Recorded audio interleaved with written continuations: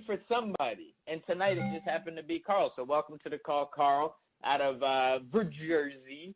Jersey. Carl's from Virginia and New Jersey. Welcome to the call. All right, so, again, we're just picking up with part 2 on how to be an effective teammate, how to become a better teammate.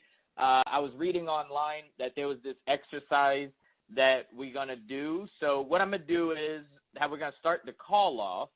All right, we're going to have a little team exercise, and I want to know if they were accurate and if this actually works. So if you're you're going to be a participant in this team exercise, you're going to need to be in the Facebook group on MIT. All right, so go over to the MIT Facebook group and you got to answer 3 out of these 25 questions. And I'm assuming the reason why they only want you to answer 3 out of these 25 is because I'm supposed to speed through asking these questions. Okay, so here we go. So again, 3 out of these 25 questions I need you to answer. Have fun with it. Answer the question, but answer them in the MIT group on Facebook. Show your team spirit to this team exercise. All right, and like I said, have fun with it. Loosen up. Don't be so stiff and try to write a professional answer to the question. Just say whatever comes off the top of your head. So I'm going to fly through these 25 questions. Your job is just to have fun and answer 3 of these 25 questions and put your answer in the MIT group. All right, here we go. Number 1 is, at which store would you like to max out your credit card? Number 2 is, which storybook cartoon character turns you on the most? Number 3 is, what was your favorite TV show when growing up? Number 4, choose a movie title for the story of your life. Number 5 is, what was your favorite toy as a kid? For the person who just got on late, I need you to answer 3 of these 25 questions in the MIT group page. Have fun. Don't be so tight. Don't loosen up. All right, number 6 is, how old is the oldest pair of shoes in your closet? Number 7, can you play any instrument? Number 8, what is the oldest thing in your refrigerator? I just posted that on Facebook. Number 9 is, what is the nerdiest thing you do in your spare time? Number 10 is, what is your favorite cereal? Mine is Raisin Bran. Number 11, what if anything have you ever re-gifted? Number 12, what was the worst punishment you received at school? My worst punishment is when I got, I'm old enough where they beat me on my hand with a ruler, and one time it actually hit my head. That was when they would stack up rulers, like 3 or 4 of them, and they'd spank you, spank you, spank you. So that was my worst punishment I've ever received at school. Number 13, what's the strangest talent that you have? Number 14, what was your childhood nickname? Number 15, do you have any strange phobias? Number 16, what is your favorite flavor of Pringles? Number 17, have you ever had a poem or a song written about you? Number 18, which way does your toilet paper hang on the wall, over or under? That's always a popular one. Number 19, what or who are you a closest fan of? Number 20, when did you accept a dare that you later regretted? Number 21, what is one thing that all of your love interests have in common? Number 22, where and when did you have your first kiss? Number 23, what are 3 things still left on your bucket list? Number 24, if you could have any one superpower, which would you choose? And my superpower that I would choose, if I could have any superpower, what I would choose is I would choose to have the ability to know when an argument is about to happen. Not just that I'm engaged in, but anybody. And I would stop, if I could have the superpower of stopping an argument or stopping a disagreement, oh, man, I believe the world would be at a better place. So that's what my number 1 superpower would always be every time that question is asked. Number 25, what is the worst pet that you have ever had? Whew, that was tough. Okay, so Zakira is locked out of the group. on Facebook. So she just texted me. Let me see her answer. Superpower is to fly, and then she put Beaver, and then she put Beyonce. Now, I don't know the questions to that, so maybe I don't know. But that was her question. That was her answer. So here we go. Now, let's see. Okay, so let's get into this. We're talking about how to become a better teammate, how to become a more, how to become a better teammate.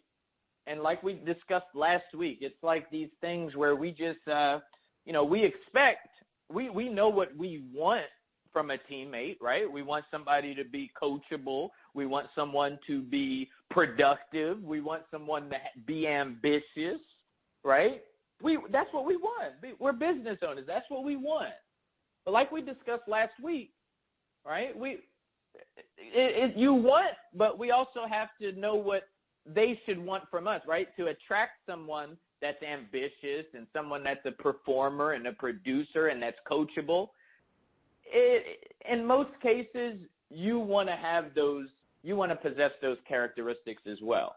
Okay, so let's first, right? I was interviewing this guy not too long ago. Many of you probably seen it on the Billionaire Brown Online YouTube channel, right?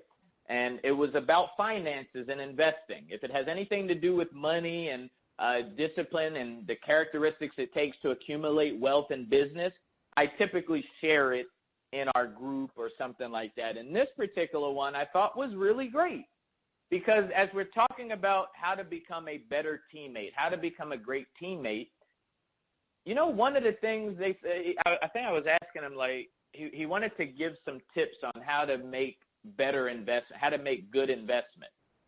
And what he said was, he said, in order for you to learn how to make good investments, it's best that you understand what a bad investment is.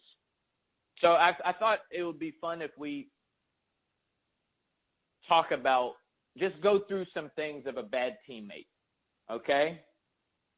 Because if you understand what a bad teammate is, it's a lot easier for us to figure out how we each can become better teammates, right? Because being a better teammate, that's something that it refreshes itself every day. Just because you was a great teammate today doesn't mean you're going to be a great teammate tomorrow. But if you pay attention to it and if you're conscious of it, there's 365 days in a year. I give, 300 out of 365, I would say about 350 days out of the year, you should be a great teammate. That's in my opinion, that's where I draw the line. Anything else it's unproductive and it's cancerous to a team. Okay? And hopefully those 2 weeks that I gave you, you said there's 365 days in a year. I said at least 350 of them you should be a great teammate. Hopefully those 2 weeks is when you're on vacation and nobody's talking to you. But for the most part, it's very easy. It doesn't cost any money to be a great teammate. It doesn't cost anything at all. It's free. All right, so I found some characteristics of some poor team members online, and I wanted to just fly by these really quickly, and then we'll wrap it up just talking about little ways that we can become better teammates. So one of the characteristics of a bad teammate is inconsideration. Okay, inconsideration takes many forms. Poor team members miss deadlines for projects, leaving their teammates to fend for themselves. They also completely miss or show up late for meetings, which can cause anger and frustration to surface. Being unprepared for meetings or failing to answer emails or phone calls also characterizes poor team members. Okay, the next one that they put was rudeness. Poor team members use profane or otherwise offensive language in their communication with their teammates. They also question minute details and impolitely reject the ideas or opinions of others. Lack of appreciation for the contributions of other team members also factors into a poor team member's rude behavior. Apathy. Poor team members display apathy by not taking an active role in team discussions. As a part of the team, every team member should make an effort to contribute. Poor team members show little or no interest in the activities of the team and rely on others to make decisions and carry out the work. Also, apathetic team members fail to listen and consistently ask teammates to repeat information, showing a lack of interest and focus. Domination. Poor team members tend to dominate team activities, seeking control over every aspect. They do as many of the tasks that they can without seeking input or support from their teammates. They are possessive of their work and refuse to listen to their teammates about ways to improve it. Irresponsibility. Poor team members never take responsibility for their actions. Instead, they find someone else to blame. For instance, when a team member doesn't understand his role, he should ask questions to clarify. If he doesn't, he risks failing. A poor team member won't ask questions, and then when he fails, he will blame the failure on his teammates or boss. Also, if a mistake occurs as a result of a decision or action on the part of the team, a poor team member will deny his responsibility. What do you guys think about those? Those are characteristics of a bad teammate. And I'm sure if we were to open up the lines right now, or if I was to take some time out and more time out from preparing for this training, we'll be here all day talking about what bad teammates, what some more bad characteristics. But those that we just shared, that gives us something to build a foundation on of expectation, right? That gives us it gives us a foundation. I mean, all the other things we see in bad teammates and when we're a bad teammate, that's all true, right? All of that's true, and it's to be respected. But I just wanted to give us something. I wanted to find something where we can get a strong foundation of what a bad teammate is. Okay, so now let's move forward into the training.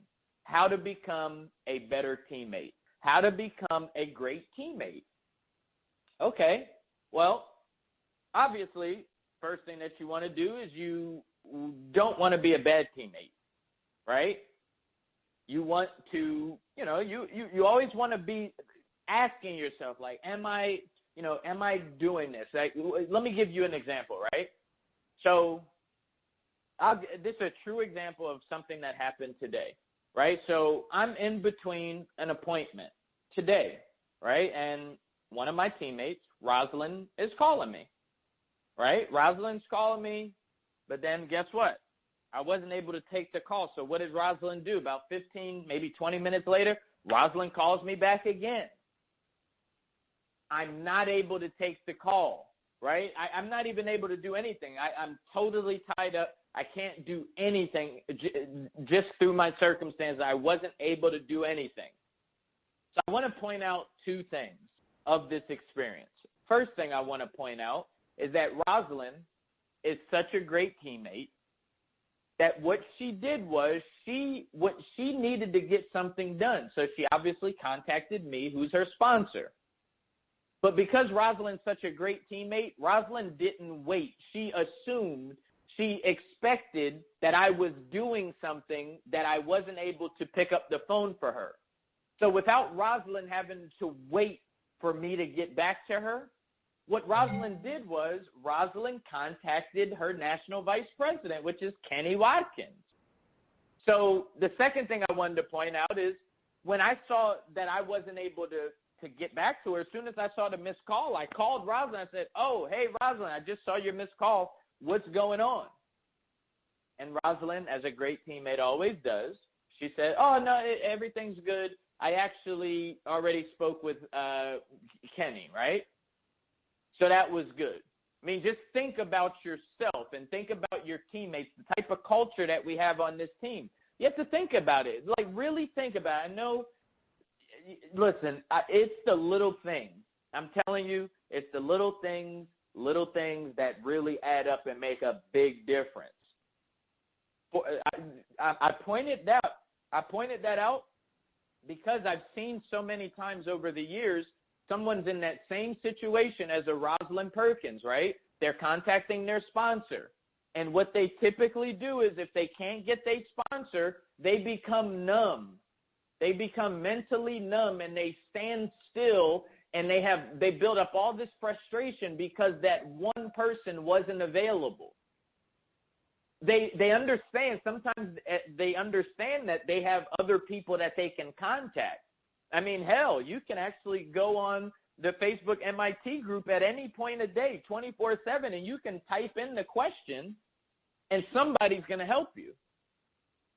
Right? So I just wanted to point that out. That was a real-time example that actually happened today, and it really represented being a great teammate. Okay, hope you guys are getting this. Let me open up the this is a very important, impactful, imperative training that we need. So I want to open it up. Does anybody have any questions before we move forward? How to become a great teammate, how to be a better teammate. Any questions? Any questions? Okay, excellent. Conference muted. Was that somebody? Hi, this is Michelle. I just wanted to, don't have a question, but I just wanted to say with respect to if you cannot read offline person, you go to the next, like the national vice president. Also, I have actually done it where I have even contacted corporate when I couldn't get in with someone. But the main thing is for us to remember not to always say to be dependent upon our upline and our upline contacting us about things. We have to take that extra initiative, even as a new BC, and to contact someone to get the answer instead of waiting. Absolutely. Thank you so much, Michelle, for that. Conference muted. Michelle, actually, she was speaking about that on the call yesterday, right? The importance of reaching out. Look, during normal business hours, again, like you just heard Michelle say, during normal business hours, if it don't have to do with building your business and there's these real technical and detailed questions about the plan and how the plan works and it didn't work here and the provider wasn't on the list and what all that, we got to contact corporate office. And for those who don't have the number to corporate office, it's 469 area code 229-4501. 469-229-4501. Thank you again, Michelle, for sharing. And that reminds me, I like what you was talking about. You said, you don't wait. You don't got to wait. You don't got to wait. You don't got to wait. If somebody's not available, you have a million different options. And that reminds me of,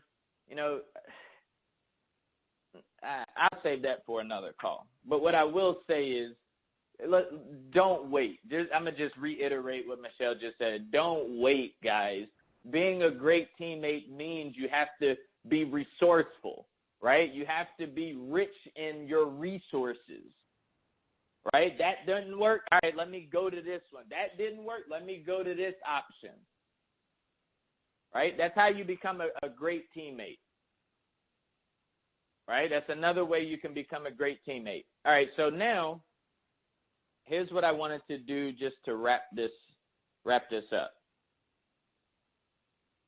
Let's see.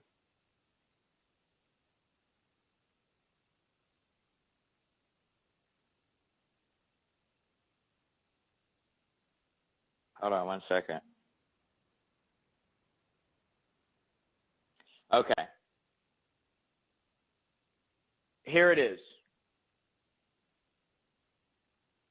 It is imperative. I know we've all heard it before. I know it. Why am I beating a dead horse? Because I'm crazy. Okay, here it is. Birds of a feather flock together. And for those of you who think that misery is the only person who loves company, I have new news for you. Bad teammates love company. If we're going to be honest, right? Birds of a feather flock together. A bad go Google bad teammate and you'll see millions of searches come up for it. So don't take any offense if I'm telling you there's bad teammates out there. Don't be offended. I'm prepping us. We talking about how to be a great teammate. You have to understand that at the base of what I'm saying. You have to understand there's birds of a feather flock together. Misery loves company, and so do bad teammates. So what does that mean to you? What does that have to do with being a great teammate? Well, listen. If you have identified yourself to be a bad teammate at any given moment, at any given series of time, any period of time, the worst thing you can do is hang around and be around people who are bad teammates. Right?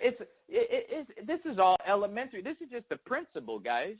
I remember growing up, my mom would say, I would get in trouble. I'd say, well, such and such did it. And then my mom would say the same thing your parents probably said. Well, if such and such jumped off a bridge, would you? And that makes you think, like, okay, well, that's a bad teammate. They're very unproductive. Well, just because they're being a bad teammate, does that give me the right to being one? No. Because what that is essentially doing, psychology says what that practice is doing, if you're doing that, what that's saying is you're rewarding bad behavior. When people get cancer, when people have cancer, right, they're not trying to get more of it, right? They're not trying to get more of those cells. They're trying to get rid of it. Okay? So that's key.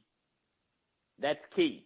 You want to be a great teammate? Start looking at the people that are doing great things, being great teammates. We're not talking about production on this call. We're not talking about sales. We're not talking about money. Money is tomorrow when the national vice presidents talk about it. We're talking about being a great teammate. Separate from everything else and hear what I'm telling you. You want to become a great teammate, you have to start emulating the behavior of other great teammates. You're going to have to start paying attention and getting closer to other great teammates. Misery loves company, bad teammates love company, and so does success. I don't know if you guys know it, but the more successful the person is, the more likely they're going to want to help you, and not only just help you, but go the extra mile to help you.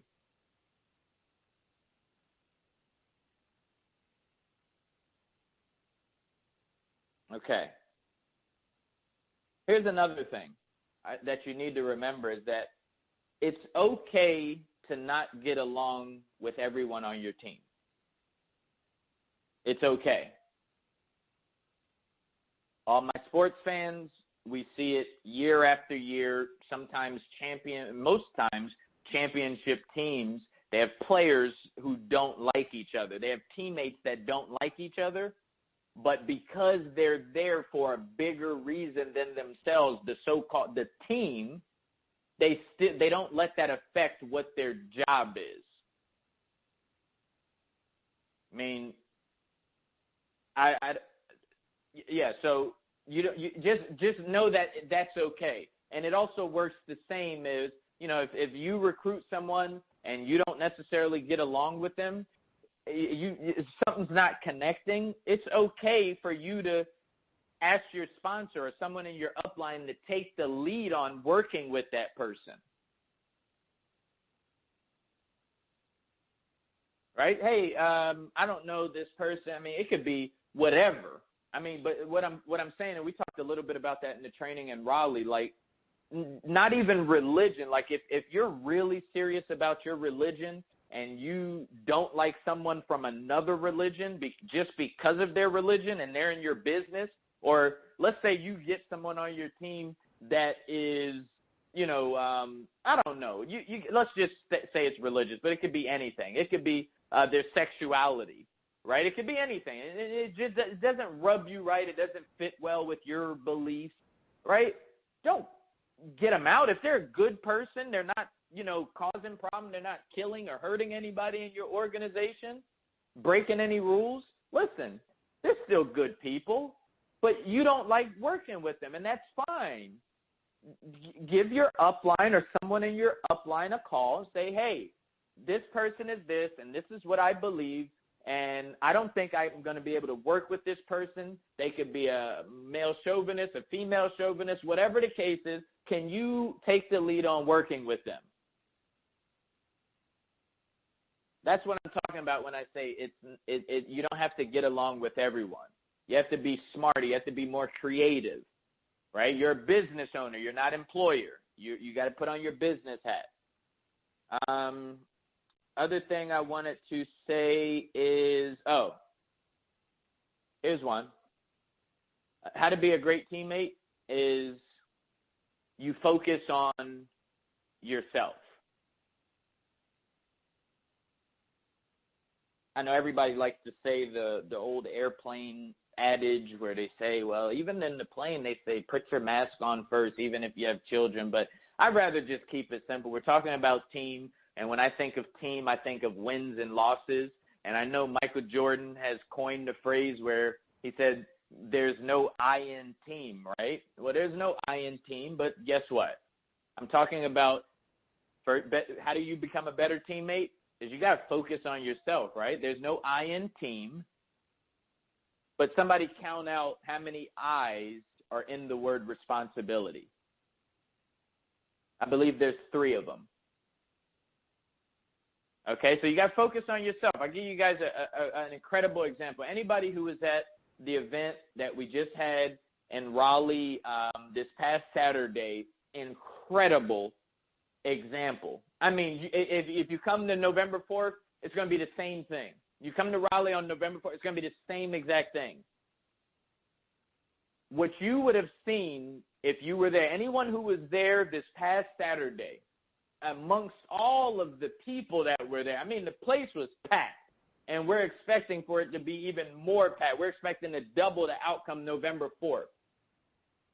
But what I want to show you guys, and listen, we posted the presentation. We posted from people when people first walked in. We posted when Amy was doing the welcome. We posted when Zakira was doing her presentation. We put it on when Carl did his presentation. We even did the training.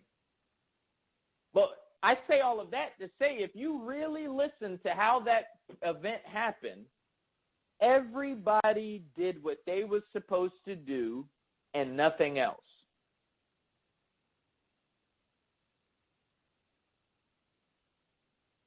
It was the perfect and most pure event that you've probably seen in a very long time. Some of you have never seen the focus on individual results. It was absolutely amazing, and that's what I'm challenging all of us to do. Sometimes it's the most difficult thing. Sometimes the most difficult thing in the world, especially when you have a teammate that you recruited that's rocking and rolling. One of the biggest things you can do is stop doing what you're doing and start focusing on them. I could give you stories after that as well, but we got to get up out of here. But I will say this, guys, focus on yourself. You want to be a great teammate, do what you got to do.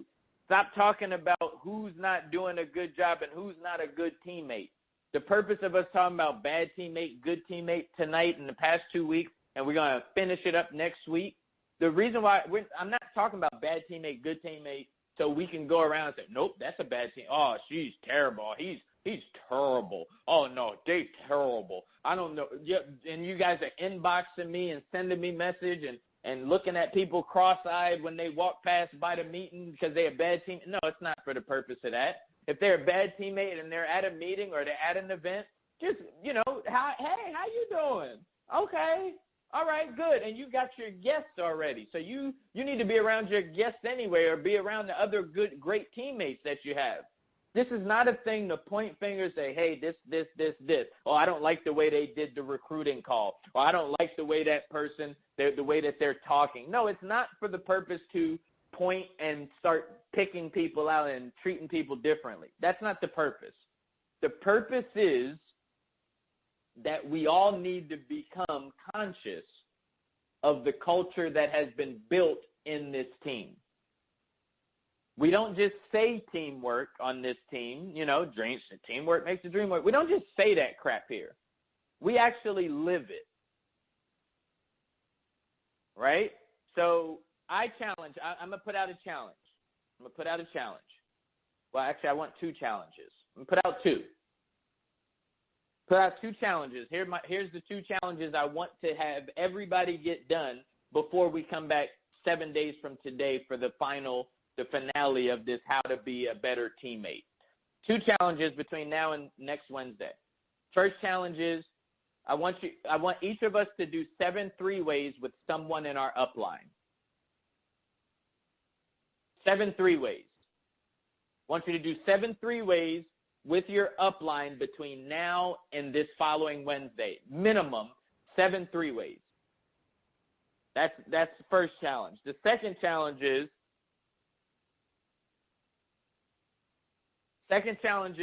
on the call tomorrow. Our last training call of the week is tomorrow. I want you to call in at 8:57.